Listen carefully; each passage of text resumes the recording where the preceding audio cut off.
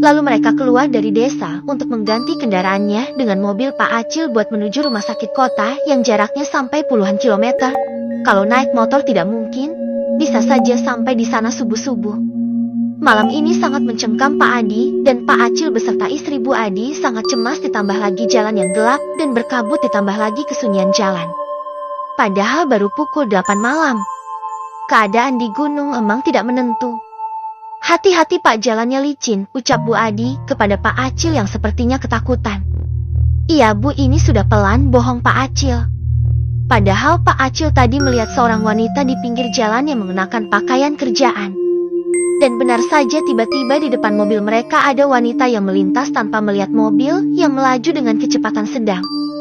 Tabrakan antara wanita itu dan mobil milik Pak Acil pun tak bisa dielakkan lagi. Pak Adi langsung turun untuk melihat apa yang ditabrak tadi. Saat dicek ternyata tidak ada siapa-siapa. Mobil berhenti sejenak lalu mereka beristighfar sebelum berangkat kembali mereka berdoa terlebih dahulu. Suasana malam itu sungguh menakutkan apalagi sudah pukul tengah malam. Siapa wanita cantik yang tengah malam gini berjalan sendirian, batin Pak Acil. Akhirnya mereka sampai di rumah sakit dengan selamat. Sebuah rumah sakit milik swasta yang cukup besar dan terkenal di kota tersebut.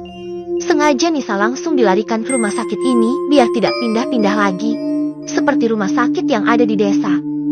Pas kali mau menuju ruangan yang bernama Nisa, korban kecelakaan yang tadi sore baru dibawa. Dokternya keluar dari ruangan tersebut. Bagaimana dokter keadaan anak saya, Dok, tanya Bu Adi. Maaf, ibu dari keluarga korban? Tanya dokter yang bingung. Iya Dok, kami keluarganya, saya ibunya dan ini suami saya, ucap Bu Adi yang menjelaskan. Baik kalau begitu, Ibu dan Bapak berdasarkan pemeriksaan medis tidak ada menemukan penyakit apapun yang pasien alami. Entah apa yang terjadi, tetapi pasien tidak sadarkan diri Bu Pak, ucap dokter menjelaskan.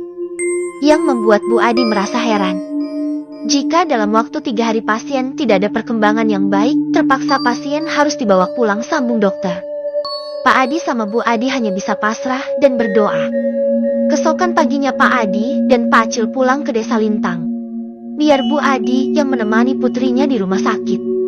Di tempat berbeda, Syaif sedang berbelanja ke pasar desa yang ada di desa sebelah tempat kediaman Ustadz Syobirin. Syaif mau membeli keperluan sehari-hari di pasar itu. Pasar desa yang ada di luar desa Lintang-Lintang.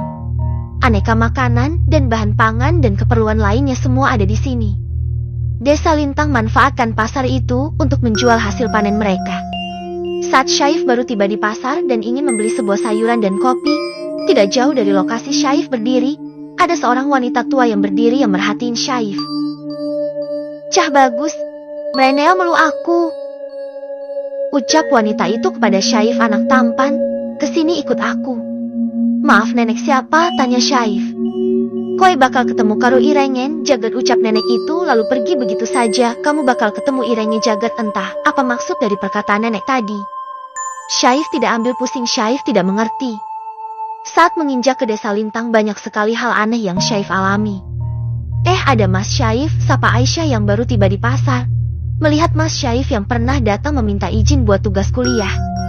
Cari apa Mas di sini? Tanya Asiah dengan senyuman yang manis, cantik, putih bersih. Sampai Syaif pun bengong. Ini mau cari cintaku yang hilang, entah pergi kemana, ucap Syaif yang spontan ngegombal. Aisyah hanya tersenyum aja melihat tingkah Syaif. Enggak. Saya mau cari pisang sama kopi di sini. Tapi kopinya belum ada, jawab Syaif yang udah mulai fokus ya guys.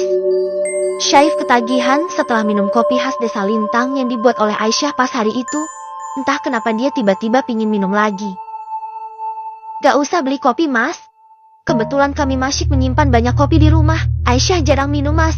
Biasanya yang minum nenek Rumini sama tamu kalau ada yang bertamu.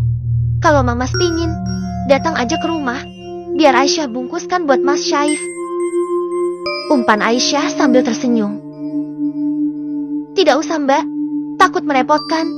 Biar besok Mas balik ke pasar ini aja, ucap Syaif yang mengacung enak sama nenek Rumini. Endak opo teh Mas, cuman kopi aja kok, ucap Aisyah yang sudah siap belanja. Cantik sekali kamu Aisyah, batin Syaif. Sesampainya di rumah, Aisyah dikejutkan dengan kepulangan nenek Rumini yang sudah menunggu duduk di kursi depan. "Loh, nenek sudah pulang?" tanya Aisyah yang masih bingung ini masih hari keberapa.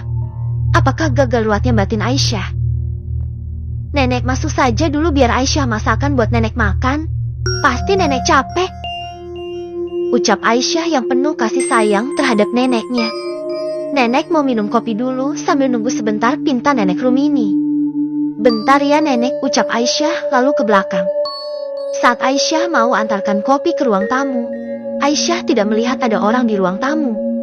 Lalu Aisyah mengecek ke dalam kamar, tetapi juga tidak ada.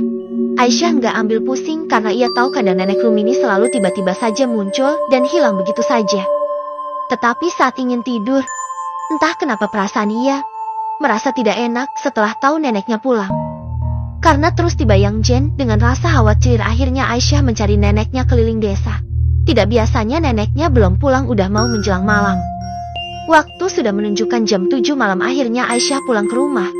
Mungkin nenek Rumini kembali lagi meruat batin Aisyah. Saat Aisyah mau jalan pulang, Aisyah melihat lelaki parubaya dan pemuda desa berkumpul di pos ronda. Apa mungkin jaga malam diberlakukan lagi batin Aisyah? Karena penasaran akhirnya Aisyah bertanya sama Pak Kades yang kebetulan ada di situ juga. "Pak Kades, lagi ada apa ya Pak? Kok tumben malam keluar?" tanya Aisyah yang heran padahal sudah diperingatin untuk jangan keluar malam. "Itu Mbak tadi lagi nyari anaknya Pak Acil yang hilang, saudara dari Pak Adi," Pak Kades menjelaskan. Mbak Aisyah kenapa malam-malam keluar Mbak? Bukannya gadis dilarang keluar malam Mbak?" tanya Pak Adi yang baru tiba bersama Pak Acil.